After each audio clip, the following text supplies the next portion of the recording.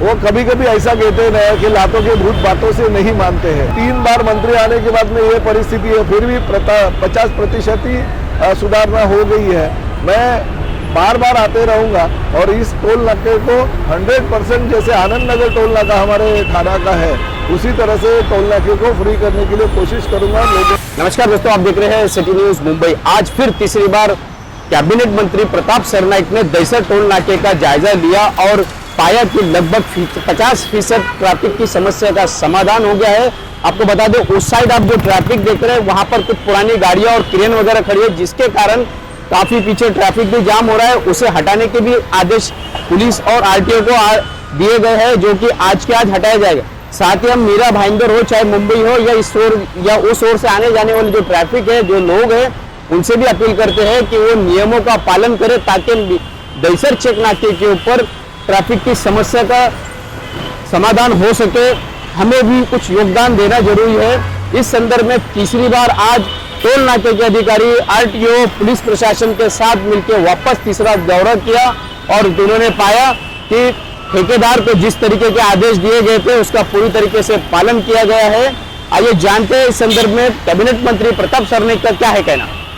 Sir, क्या कहेंगे, आज तीसरा चक्कर टोल नाके पर फिर वापस एक बार? नहीं, आज हमारे साहब एबीपी के ठेकेदार के प्रमुख लोग भी है, हमारे आरटीओ के लोग हैं, ट्रैफिक के इंस्पेक्टर भी है, और खासकर ये बात हो गई है कि 3 राउंड लेने के बाद में फर्क गिरा है। अभी 50% से ज़्यादा फर्क गिरा है, ऐसा सभी लोगों का कहना है।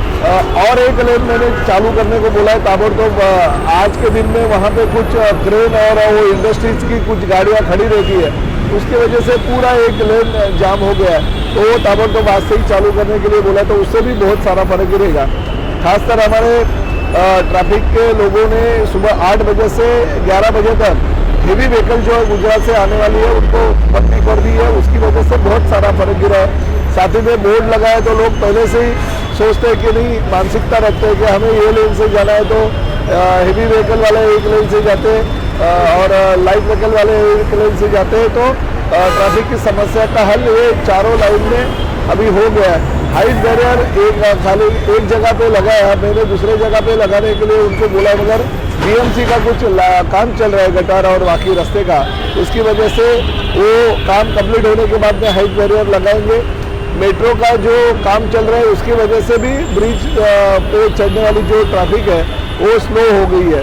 तो ये 2-3 चीज़ें हैं, उसकी वजह से और 50% जो है वो ट्रैफिक की समस्या का हमें समाधान अभी तक उतना नहीं मिला जितना हमने कोशिश की है। फिर भी मैं आते जाते तो मेरी कॉन्स्टिट्यूंसी में ये टोल नाका आता है, तो आते जाते आते ही रहूँगा और इंस्ट्रक्शन देते रहूँगा, मगर 50% से ज़्यादा जो है वो फ़र्क गिरा है। पहले जो लोगों को आधा घंटा 40-40 मिनट रुकना पड़ता था, कभी कभी तो बहुत वक्त लगता था, तो उससे अभी लोगों को मुक्ति मिलना चालू हो गया है। वो कभी कभी ऐसा कहते हैं कि लातों के भूत बातों से नहीं मानते हैं, तो हमें भी ऐसा कुछ करना पड़ता है, उसके सिवा चारा नहीं होता है। मगर ठेकेदारों को भी समझना चाहिए कि आप अगर काम करते हो, ठेका लेते हो, पैसा कमाते हो, तो उसकी वजह से लोगों को तकलीफ नहीं होनी चाहिए।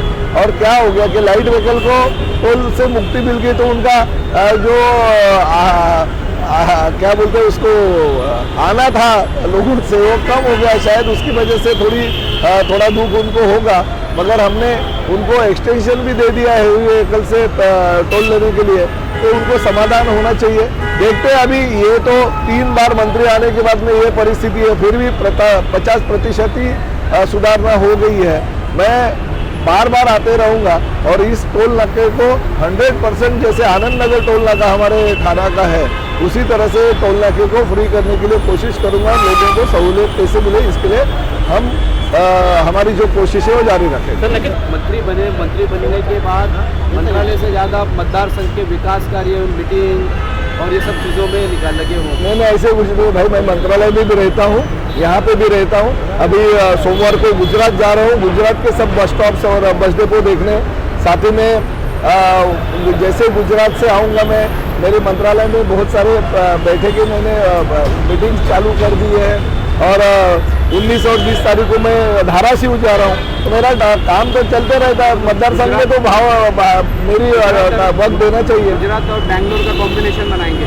जरूर बनाएंगे। जो चीज़ें अच्छी जिस राज्य में है वो चीज़ें लेके मैं महाराष्ट्र में उसी तरह का जो काम गुजरात और कर्नाटक में जो अच्छा काम है उसी तरह से महाराष्ट्र में हमारे परिवहन सेवा को सक्षम करूँगा। जनता का प्रतिनिधि अगर जनता के लिए काम करने पर उतर आए तो उसका ये एक ताजा उदाहरण है कि ट्रैफिक की समस्या का समाधान किस तरीके से किया जा सकता है।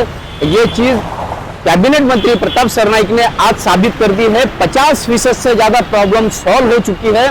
साथ ही बेंगलोर का और गुजरात का दौरा करने वाले हैं वहां के बस के संदर्भ में, और दोनों का कॉम्बिनेशन करके महाराष्ट्र की जनता को अच्छे से अच्छा क्या दिया जा सकता है, इस पे अभ्यास करने भी जा रहे हैं। और जल्दी महाराष्ट्र के एसटी महामंडल में बहुत बड़ा बदलाव देखने को मिलेगा।